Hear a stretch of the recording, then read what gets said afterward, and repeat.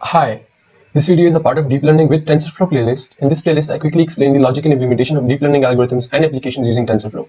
Note that I do not code along, rather I make use of pen for explaining the tricky parts of code so that you people can read the notebooks and re-implement them yourself.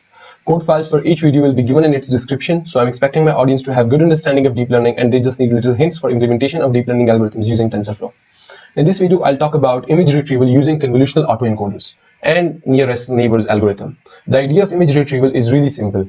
We have to learn the hidden, reduced and condensed representation of images, and then using those condensed and hidden representation or features, we will use nearest neighbors algorithm to extract similar images. Let's jump to the whiteboard and notebook to understand the idea in better way and code it in Python. Okay, so we have basically two tasks. One is to reduce this image into this hidden representation, learn this hidden representation from the image. And how will we do it? We will use basically autoencoders. And the idea of autoencoders is very simple. We'll be using these hidden layers, this reducing hidden layers in the encoder part. So this is kind of in encoder part. And once we have this reduction part, then using this reduction part, we will reconstruct the images using this decoder part. And this decoder is kind of going in the opposite direction of this encoder part. So in the process, what we are doing is we are trying to learn this hidden representation, this encoded size dimension. It could be 3, it could be 5, it could be 10, it could be any number. So we are trying to learn this hidden features. These images are really high dimensional images. So the input is if the input is image, so it means we have a very high dimensional vectors or matrices. But if you look at it, if we consider them vectors, then our input images are very high dimensional, and finding out the similar images in that high dimensions are very difficult, because these nearest neighbor algorithm is really difficult to learn this relationship. So instead, what we want to do is that we want to remove this redundant information inside each of the image and just capture the gist and the important condensed form of information, which is basically a true representation in smaller number of vectors. So this is what we are doing inside this autoencoder, where we are encoding this image into this hidden condensed form of information. This is our condensed reduced dimension of an image, and we'll be using convolutional neural network for encoding it and decoding it. We'll be using the deconvolution instead of convolution operation. We'll be using deconvolutional operation, which is opposite of convolution operation. So in a way, we are using CNNs, convolutional neural networks. Why? Because images has this pattern that each of the pixel inside this image is actually depending upon this neighboring pixels. So CNN basically captures this idea in a much better way. And if we use this simple feed-forward network, it will not do the job to that accuracy. And we have already looked at it in previous assignments, in previous videos and assignments. Okay, now what we are interested in here is that once we have learned this features or hidden representation, then we are interested in is that using these feature for each of the image. Suppose we have 100 images. For each of the image, we will learn these hidden features, and these features are of suppose 10 dimensions. So finally, using this autoencoder, we will be having a matrix of 100 rows and 10 columns. Okay, then what we will do is we'll use nearest neighbor algorithm for an image, and we'll find out the nearest image which has these 10 dimensions closer. So this nearest neighbor algorithm I have already explained in the machine learning from scratch playlist, where we have looked at it for development of this algorithm from scratch. And we have also looked at it locality sensitive hashing algorithm, which is kind of scaling it for larger data set. So this is locality sensitive. I've already explained this locality sensitive hashing from scratch, and I think so we'll be using it's better to use the scikit-learn library. But if you are interested in understanding better this nearest neighbors idea, so I've already explained in this machine learning from scratch playlist. However, let me just go quickly. What is it? So suppose we have 2 dimensions. We have learned the only 2 dimensions. So this is the first dimension, call it x, and the second dimension, call it y. So suppose we have different vectors. So these sample points are kind of vectors. So this is one vector, this is another vector, and this is another vector. So we have different, each of the vector is kind of representing an image. So what we are interested in is that for this image, we are interested in is this is a new image, test image, and we are interested in is finding the similar images. So what we will do is that we will look at the distance of each of the vector or each of the image, and we will choose the image which has this least distance. Distance could be cosine similarity, could be Euclidean similarity, Euclidean distance, and each of the distance has its pros and cons, and it's a wide subject. And I'm not here to discuss all of the details here, but the idea is same, that we want to find out similarity somehow using some kind of a distance or some other metric. Okay, now we are showing it using this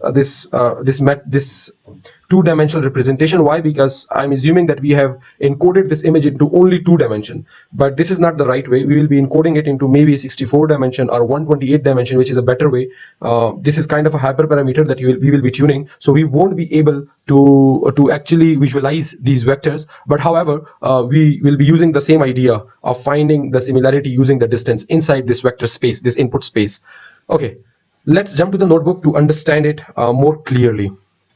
Okay, we'll begin by importing all the libraries. Then we'll be using basically this faces dataset, and I have already explained this faces dataset in all of the videos, in all of the autoencoder videos basically. And what we'll be doing is we will be loading the images, and then we will be dividing this 255 so that our range of values are between 0 to 1, and subtract 0.5, so it is centered around 0, and the range of values are between minus 0.5 to 0.5. Then we split it between train and test, and this is a function to show the images, and these are some of the images that we will be working on. And this is a basically encoder and decoder part, and we have this input image, and given this input image, this is the encoder part, where we are applying this con pooling combination multiple of times, and after that we will flatten it, and after flattening it we will be applying this dense layer of code size. This code size is what we are interested in encoding this image into this hidden code size. So this is a reduced dimension or condensed information of this image, or reduced features, whatever you call it. Like this is a dimensionality reduction of this image. Once we have done that, then we are interested in is to reconstruct this image given this input code size. Okay, what we will do is we will first of all create a dense layer having units 2 cross 2 cross 256. Why?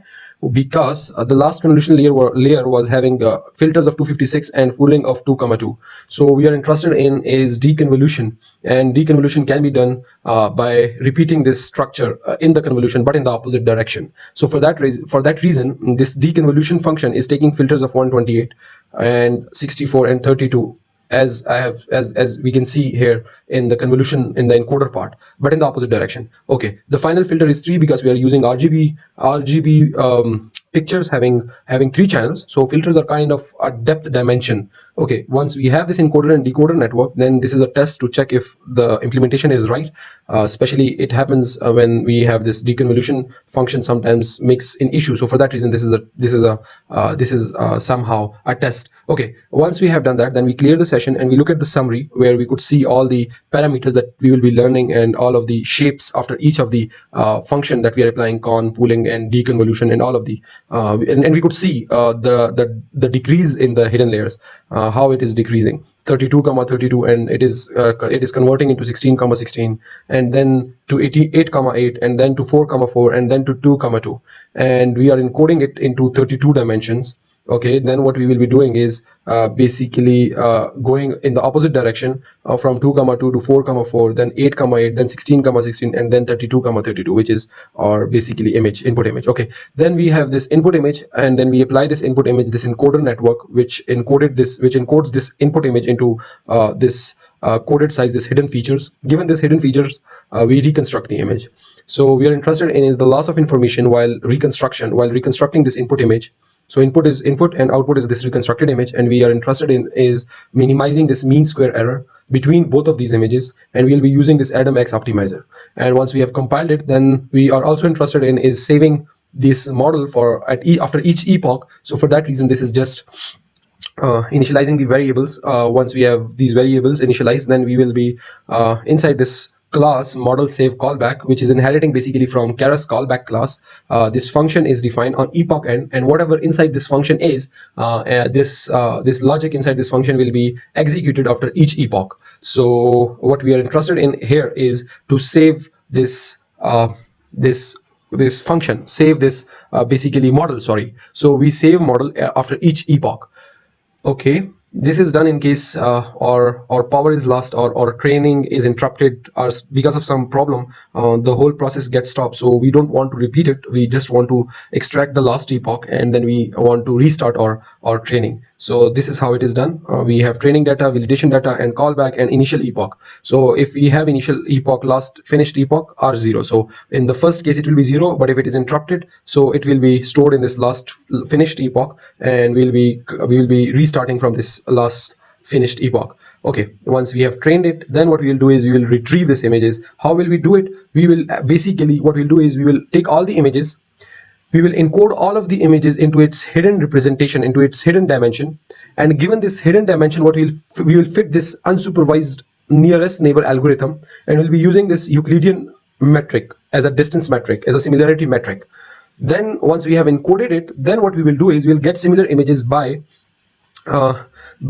taking an image, this test image, and predicting this encoded dimension, this hidden features, this condensed features, and predicting using this k nearest neighbors, these number of neighbors. Suppose we are interested in 5 number of neighbors, so we are extracting 5 neighbors for this image, which is encoded in this code size using this algorithm k neighbors, which we have already fitted on our trained data set.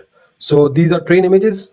These train images were first encoded into hidden dimension, and these encoded dimensions were basically used to fit this nearest neighbor model. And then given any test image, what we are interested in is to predict and to get out this encoded dimensions. And given this encoded dimension, we're interested in is to predict this nearest neighbors, given this fitted model, nearest neighbors model.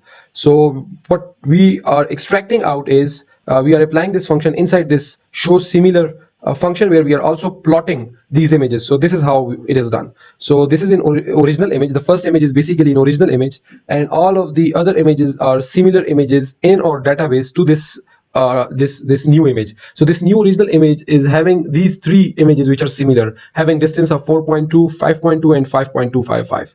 Okay, now suppose this is like if you look at it, this is pretty much cool. Why? Because the original test image was the image of a person who was smiling, and what we retrieved were images of people who are also smiling. So in a way, these encoded dimensions are capturing this idea of capturing this content of images and retrieving similar kind of images. So if you look at the picture, the original image having ethnicity, having black ethnicity, then all of the neighboring image that it has retrieved, this algorithm has it retrieved, are actually images of all the people who are of the same ethnicity, and the distances are also shown here. And then let's look at the picture having glasses. So this is a test image of a person who is wearing glasses. So we are retrieving all of the images of people who are also wearing glasses. So this is pretty much cool.